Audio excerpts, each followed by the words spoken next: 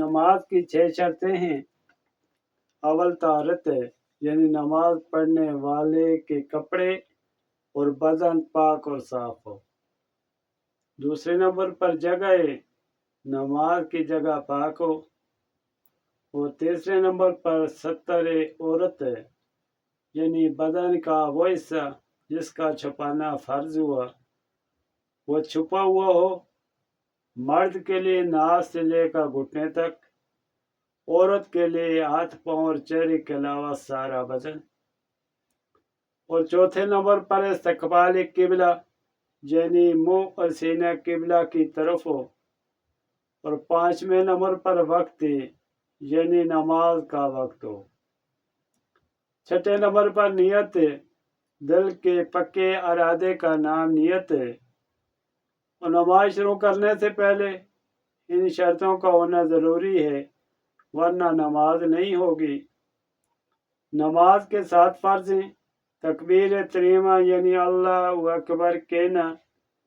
دوسرے نمبر پر قیام یعنی سیدھا کھڑے ہو کر نماز پڑھنا۔ فرض، وتر، سنت، فجر اور دونوں عیدوں کی نماز میں قیام فرض ہے۔ عذر کے بغیر اگر یہ نمازیں بیٹھ کر پڑھے گا تو نہیں ہوگی۔ نفل نماز میں قیام فرض نہیں ہے۔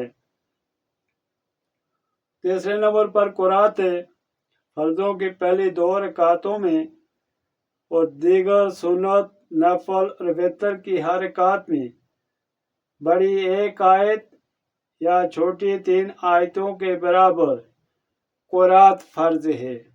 اگر کسی کو صرف سورہ فاتحہ یاد ہو یا کوئی اور آیت یا سورت، وہ ہر نماز کی ہر رکعت میں اس کو ہی پڑھتا رہے تو فرض اور واجب دونوں ادا ہو جائیں گے، مگر ہمیشہ ایسا نہ کرے، کوشش کر کے دوسری صورتیں بھی یاد کر لے۔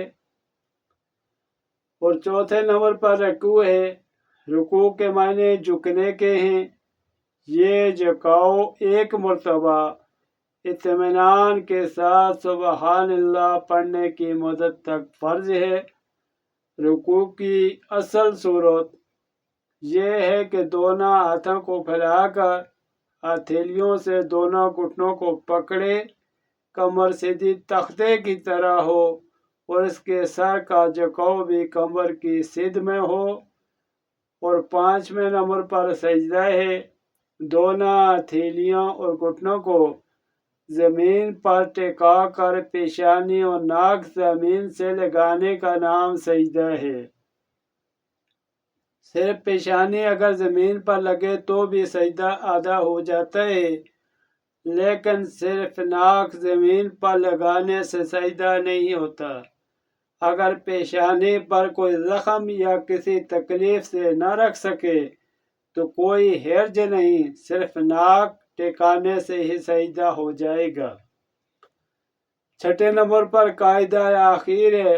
3 یا 4 رکعت والی نماز میں تیسری یا چوتھی رکعت کے اور 2 رکعت والی نماز میں دوسری رکعت کے سجدے کے بعد اتنی دیر بیٹھنا فرض ہے جتنی دیر میں اتحیات پڑھی جاتی ہے۔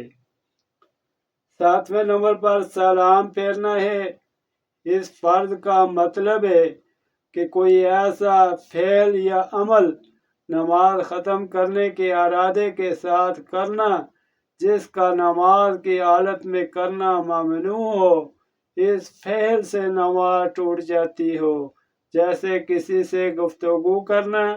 سلام پھیرنے کے عمل کو فقہ میں خروج وثنیہ کہتے ہیں، جس کے معنی اپنے ارادے سے نماز کی حالت سے باہر نکلنا ہے۔